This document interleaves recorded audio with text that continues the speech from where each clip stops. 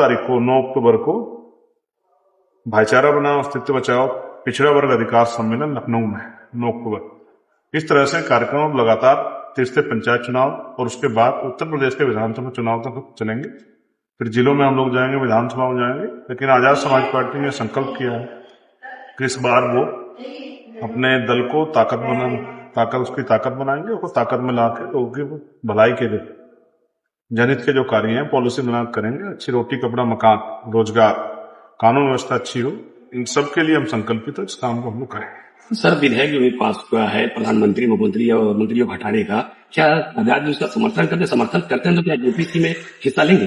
देखिए, मैं जेपीसी में हिस्सा लेना चाहता हूँ। जेपीसी में चर्चा ये एक जो है कानूनी प्रक्रिया है, पार्लियामेंट्री डेकोरम है, उसका पालन करना जरूरी। लेकिन मैं उस बिल से पूर्ण रूप से असहमत हूं। हालांकि मैं तो मुख्यमंत्री प्रधानमंत्री नहीं हूं जिसको कोई भय हो, लेकिन कोई भी बिल जो संविधान के खिलाफ है, हम संविधान को मानने वाले लोग हैं, संविधान के आप समझिए एक डेथ वारंट है जो सत्ता के विपक्ष में लोग हैं उनके लिए, और जो सत्ता के साथ में है लेकिन किसी कारण सत्ता दूर होते हैं उनके लिए भी। इसलिए मैं इस संवैधानिक बिल का पूर्ण रूप से विरोध करता हूँ। और अभी मैं आपकी जानकारी के लिए बताऊं, पीएससी जो है, जो हमारा सशस्त्र बल है पड़ा उत्तर प्रदेश का, 1984 के बाद उनके यहाँ कभी कोई प्रमोशन प्रक्रिया नहीं। अभी उनकी पीड़ा मेरे सामने आई थी, मैंने मुख्यमंत्री जी को पत्र लिखा, उस पत्र का संज्ञान लिया गया है और एक कमेटी उसमें बनाई गई है। जो सामान्य नागरिक पुलिस है उसके प्रमोशन लगातार होते हैं, लेकिन पीएससी और सशस्त्र बलों के जो पुलिसकर्मी हैं उनके सापेक्ष जो है नागरिक पुलिस के सापेक्ष उनकी पदोन्नति नहीं हो रही थी। ये मामला हमने उठाया था, सरकार ने उसके बाद उसका संज्ञान लिया। अभी कमेटी उन्होंने बना दी, मुझे उम्मीद है कि जल्द उसका संज्ञान भी लिया जाएगा। यथावत जो है उनकी पदोन्नति होगी जिस तरह से नागरिक पुलिस की हो रही है।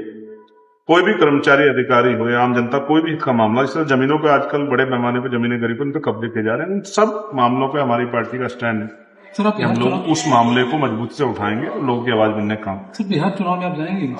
बिहार चुनाव का फैसला पार्टी कोर कमेटी का है, अभी उसमें फैसला नहीं लिया गया, लेकिन स्टेट की जो टीम है अपना काम कर रही है। स्टेट की टीम की अच्छी तैयारी, मैं कई बार वहां शामिल हुआ हूँ, उनका कई सीटों पर बहुत मजबूत उनकी दावेदारी। उम्मीद है कि आजाद समाज पार्टी वहां एक बड़ी पार्टी बनेगी और इस बार पिछली बार जो कमी रह गई थी 2020 में, उस कमी को भी दूर करके आजाद समाज पार्टी के एमएलए इस बार वहां जीतेंगे। जनगणना को लेकर आपने आर्थिक आधार पर जनगणना की मांग उठाई? नहीं, आपने गलत सुना है। आर्थिक आधार पर कोई जनगणना नहीं होती, जनगणना के आर्थिक आंकड़े भी जारी होने चाहिए। इससे पता लगे कि देश में साधन संसाधनों में कौन लोग काबिल है, किसके पास ट्रैक्टर है, किसके पास बस है, किसके पास 4 गाड़ी, किसके पास ट्रेन है, किसके पास हवाई जहाज, किसके पास हेलीकॉप्टर है, किसके पास कौन ऐसा है जिसके पास बड़े बड़े बंगले हैं, कौन ऐसा जिसके अकाउंट बहुत पैसे हैं, कौन ऐसा जिसके पास इंडस्ट्री है, कौन ऐसा जिसका जमीन। ये सारे जारी होने चाहिए, तभी तो पता लगेगा कि भाई पॉलिसी किन लोगों के लिए बनानी है, वो लोग कहाँ रहते हैं, उनकी संख्या क्या है, किस जात के हैं, किस वर्ग को ज्यादा लाभ देना है। भाई अगर आप पे आपते नहीं होंगे तो आप पॉलिसी कैसे बनाओगे? तो इसलिए मैंने कहा है कि गणना और आर्थिक आंकड़े जा रहे हैं। मंडल कमीशन की बाकी सिफारिशें जो लागू नहीं, वो सिफारिशें जो इनकी पूरी हो, और साथ साथ SC ST OBC को प्रमोशन में रिजर्वेशन का लाभ भी मिले। जो हमारे पिछले ही हमारे साथी हैं बहुजन समाज की पार्टियां हैं, उन्हीं की लापरवाही के कारण जो है, गैर जिम्मेदारी के कारण वो बिल फट गया था, जिसकी वजह से बहुत बड़ा नुकसान SC ST OBC के कर्मचारियों, SC ST कर्मचारियों को उठाना पड़ा। अब हमारी मांग उनको मिले और प्राइवेट सेक्टर में भी आरक्षण पॉलिसी लाभ, इसका फायदा SC ST OBC को मिले।